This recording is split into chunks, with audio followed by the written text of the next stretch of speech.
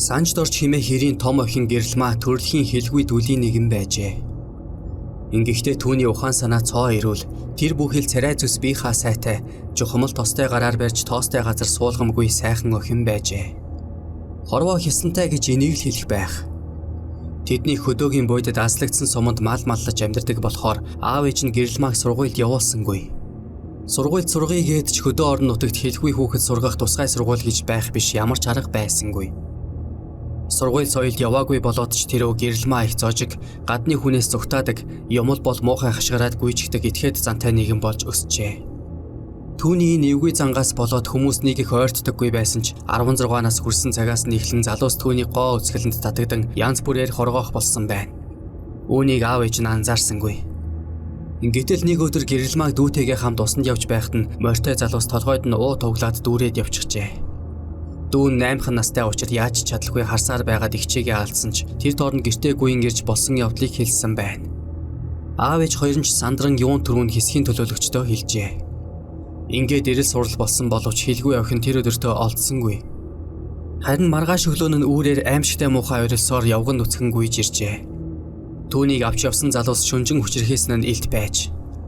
Хэдий ийм улаан цагаан гэмт хэрэг гарсан боловч хөөрхий охин өөрийг нь хүчнэдэж доромжилсан залуусын тухай юу хэлж чадах билээ. Тиймээс түүнийг хүчрхээсэн залуусыг олно гэдэг харанхуй шөнө өвсөн дундаас зүү хайхтай адил их л хэцүү ажил байсан нь тодорхой. Тэр цагаас хойш гэрэлмаа гэрийнхээ баруун хаяанд таг дуугүй нүдэ гялалзуулан суудаг болсон аж. Игээл амьд зүг мэт болсон түүнийг хараад аав ээж нь дэмил үл мэдэгдэх залуусыг зүхэж байжээ.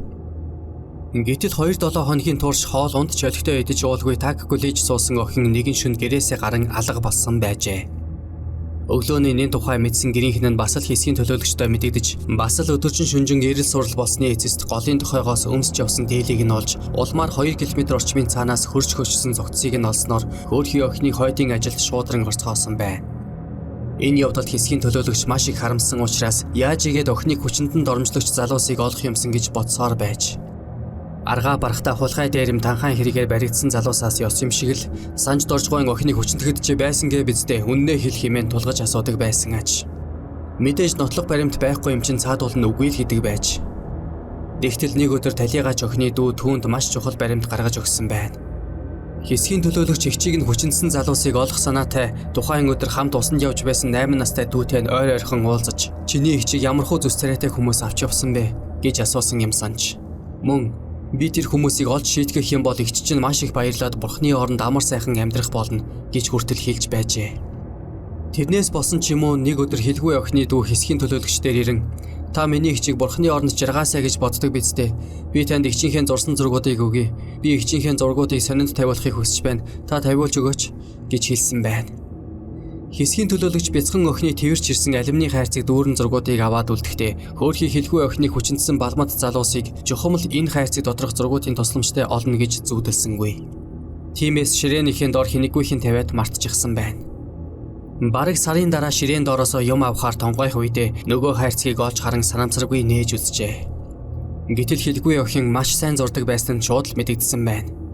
Тэрч байтугай өөрийнхөө амьдралд тохиолдсон баяртай хийгээд гунигтай явдлуудыг мөн юу хүсч мөрөөдөж явдаг байснаа бүгдийг нь зургаар илэрхийлдэг байсан нь анзаарагдсан аж. Тэрбээр зураг болгондоо өөрийгөө дүрсэлсэн байсан агаад нэгэн зурган дээр өөрийгөө голын усан дотор үхсэн юм шигээр мөн нэг зурган дээр том бууш зурсан байгааг хараад хэсгийн төлөөлөгч сэрхийн бүх зургийг нэг бүрчлэн үүстэл өөрийг нь морин дээр дүүрч яваад хүчнэсэн залуусыг хүртэл зурсан байгаа нь гараад иржээ. Тэдгээр залуус түүний толгойд уу тууглан авч яваад тэр чигээр нь хүчнэсэн бололтой дүр төрхийг нь маш бүдэг зурсан байсан ч нүүрэн дээр нь шүлс тусалж байгааг бас инээж хашгирч байгааг тод зурсан байжээ. Мөн тэр ташаан дээрээ тал саран тамхтай богинохон сүлтээ хүрэн морины нуруун дээр доош харан дүүрүүлж явснаа их тод зурсан байж. Ташаан дээрээ тал саран тамхтай октор сүлтээ хүрэн морь ундаг залууг олж авахтал хэлгүй охиныг хүчнэдэгч этгээдүүд тодрох юм байна гэж ойлгосон хэсгийн төлөөлөгч ажиг сураг тавьтал лав сүрэн гихч айлын том хүүгийн морь болох нь тодорхой болжээ. Хэсгийн төлөөлөгч түүнийг сумын төв дээр архитаж явахт нь барьж аван хэлгүй охины хүчнэсэн хэрэгээ хүлээ гэрчлэх баримт хангалттай байгаа гэж ширүүхэн асуухтал цаадах нь бурууга хүлээснээр 5 залуугийн бүлэглэж хийсэн хүчингийн хэрэг ихэрсэн байв.